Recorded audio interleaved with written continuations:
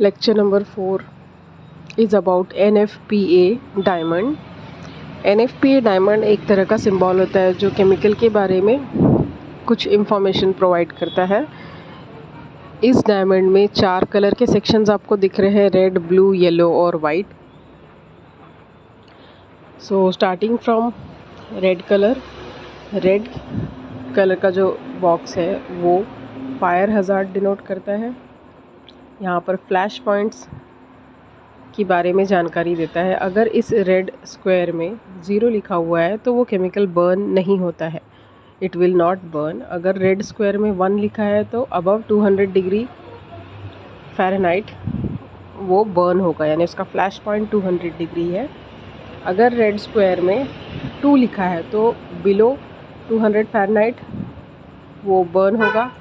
उसी तरह से 3 लिखा है तो 100 डिग्री फ़ारेनहाइट के बिलो बर्न होगा वो, और 4 लिखा है तो बिलो 73 डिग्री फ़ारेनहाइट वो केमिकल बर्न होगा। तो रेड कलर का स्क्वायर फायर हज़ार्ड के बारे में इंफॉर्मेशन देता है, साथ ही साथ बताता है कि क्या वो केमिकल बर्न होगा तो किस टेम्परेचर पर होगा। Moving on to next, blue coloured square जो होता है ये इंफॉर्मेशन देता है हेल्थ हज़ार्ड के बारे में। अगर इसमें नंबर जो लिखा है वो आपको रेंज बताएगा या सीवियरिटी बताएगा उस हज़ार्ड की। तो ब्लू स्क्वायर में अगर 0 लिखा है तो ये नॉर्मल मटेरियल है, अगर 1 लिखा है ब्लू स्क्वायर में तो ये स्लाइटली हज़ार्डस है, 2 लिखा है तो हज़ार्डस है, 3 लिखा होगा ब्लू में तो एक्सट्रीमली डेंजर है, और 4 लिखा होगा तो ये एक डेडली केमिकल है। Moving on to yellow square में भी इसी तरह से नंबर्स सीवियरिटी को डिनोट करेंगे। येलो स्क्वायर बताता है इनस्टेबिलिटी। अगर इसमें 0 लिखा है तो केमिकल स्टेबल है, 1 लिखा है तो अनस्टेबल, 2 लिखा है तो वायलेंट केमिकल है, 3 शॉक एंड हीट में डेटोनेट दैट केमिकल, 4 लिखा है तो ये इट में डेटोनेट। तो येलो स्क्वायर स्टेबिलिटी के बारे में इंफॉर्मेशन देता है उस केमिकल के। Last square is white square, जहाँ पर स्पेसिफिक हज़ार्ड बताए जाते हैं। स्पेसिफिक यानी ये उस केमिकल के स्पेसिफिक हज़ार्ड होंगे।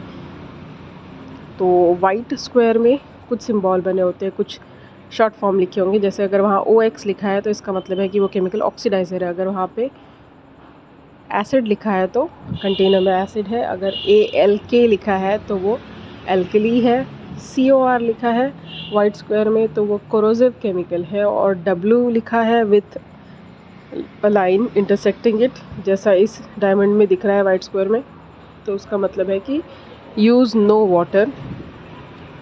उस केमिकल के साथ वाटर का कॉम्बिनेशन नहीं होना चाहिए। लास्ट है वाइट स्क्वायर में, अगर लास्ट में जो दिया है उस तरह का सिंबल बना रहा जहाँ पे आपको 3 लीफ की तरह एक डिज़ाइन दिखता है तो वो केमिकल रेडिएशन हज़ार्ड शो कर रहा है। इस तरह से NFPA डायमंड में 4 कलर्ड स्क्वायर्स होते हैं, white, blue, red and yellow.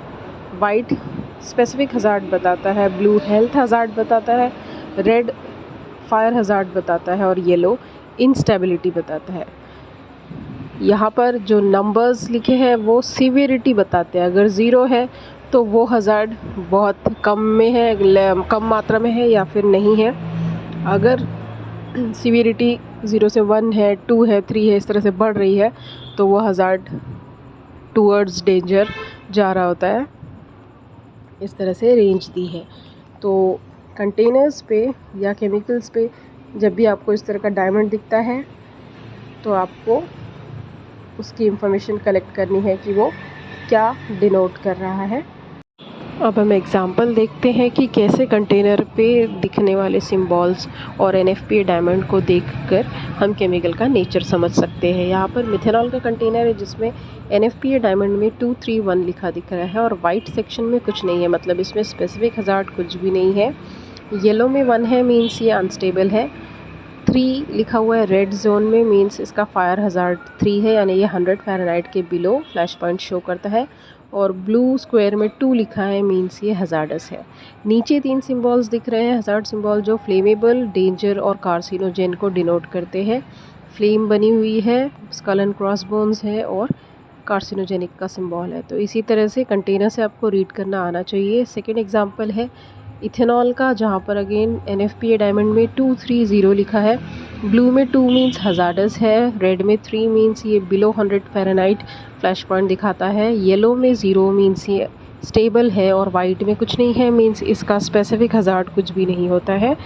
Right side में इसका इथेनॉल का ही बैक साइड दिखाया हुआ है जिसमें आपको सिंबल्स दिख रहे हैं हजार्ड के। तो ये फ्लेमेबल है, एक्सक्लेमेशन मार्क मीन्स ये इरिटेंट है और कार्सिनोजन भी है और डेंजर भी है। अगेन थर्ड एग्जांपल, एक ग्लास बॉटल है जिसमें 3 सिंबल्स दिख रहे हैं, ये फ्लेमेबल है, कार्सिनोजेनिक है और डेंजर है।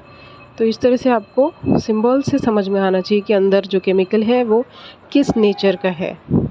So we hope now you are able to identify the nature of chemical from symbols.